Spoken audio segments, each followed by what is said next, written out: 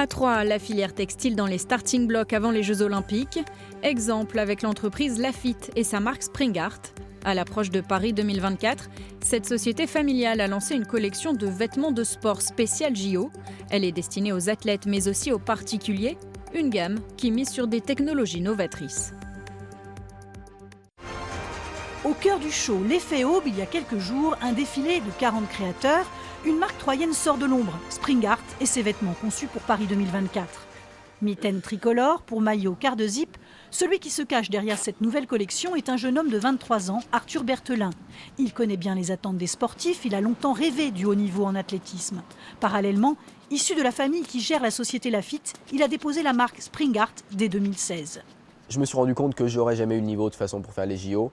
C'est pas non plus la vie qui me faisait rêver, donc je suis parti plus dans le textile. Et c'est aussi ma façon à moi de justement pouvoir participer, comme vous évoquiez, aux Jeux Olympiques. Cette histoire est liée à un joli passage de flambeau. Depuis 1976, la société Lafitte est dirigée par le grand-père d'Arthur et fabrique surtout des maillots de bain ou des vêtements pour le triathlon. Aujourd'hui, elle livre 250 clubs français d'athlétisme avec le logo Springart. Elle vise la légèreté et le confort grâce à des couturières traditionnelles, mais aussi avec des technologies nouvelles comme la découpe laser. Une évolution qui réjouit Michel Bening.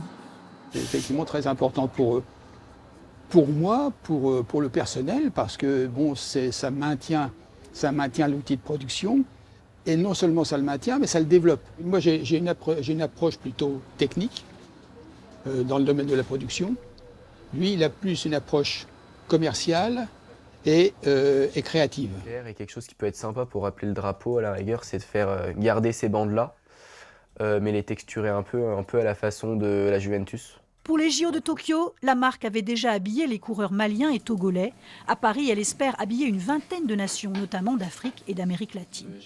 On ne va pas dire que c'est là qu'on va gagner le plus d'argent, mais du moins on ne va pas en perdre.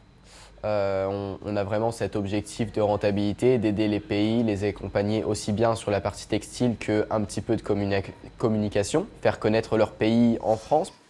Les particuliers peuvent également se procurer les vêtements dessinés et produits à Troyes. Le coût reste cependant élevé, de l'ordre de 150 € pour un maillot.